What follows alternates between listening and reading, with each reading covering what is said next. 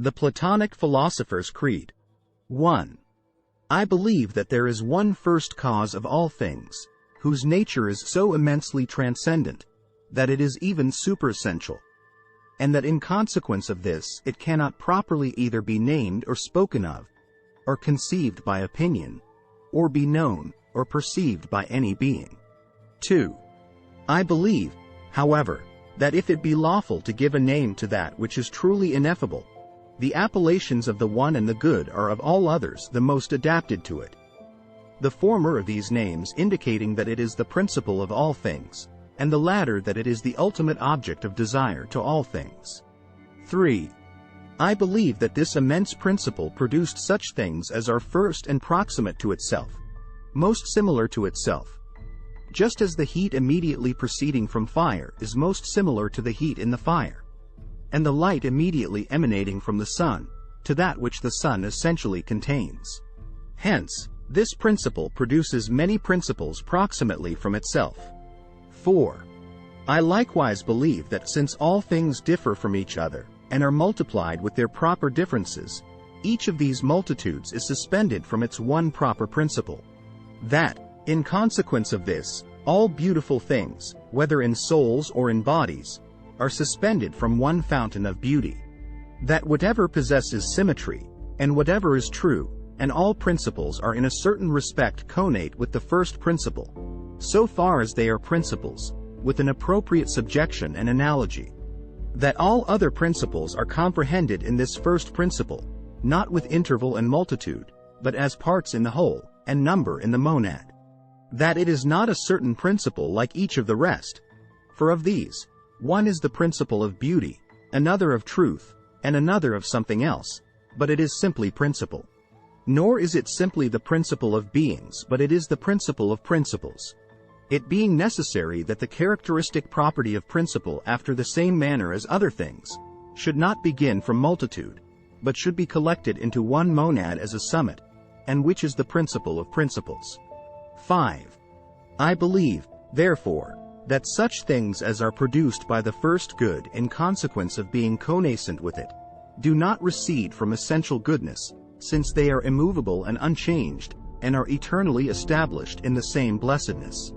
All two other natures, however, being produced by the one good, and many goodnesses, since they fall off from essential goodness, and are not immovably established in the nature of divine goodness, possess on this account the good according to participation.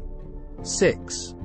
I believe that as all things considered as subsisting causally in this immense principle, are transcendently more excellent than they are when considered as effects proceeding from him. This principle is very properly said to be all things, prior to all, priority denoting exempt transcendency. Just as number may be considered as subsisting occultly in the monad, and the circle in the center, this occult being the same in each with causal subsistence. 7.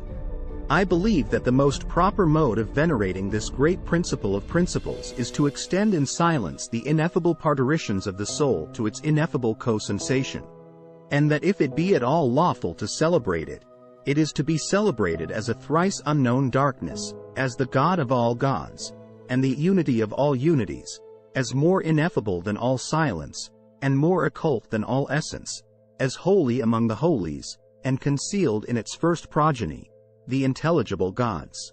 8. I believe that self-subsistent natures are the immediate offspring of this principle, if it be lawful thus to denominate things which ought rather to be called ineffable unfoldings into light from the ineffable. 9. I believe that incorporeal forms or ideas resident in a divine intellect are the paradigms or models of everything which has a perpetual subsistence according to nature.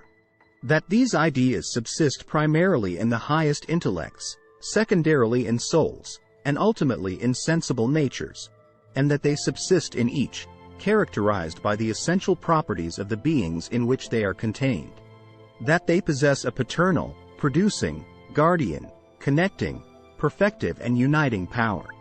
That in divine beings they possess a power fabricative and gnostic, in nature a power fabricative but not gnostic, and in human souls in their present condition through a degradation of intellect, a power gnostic, but not fabricative.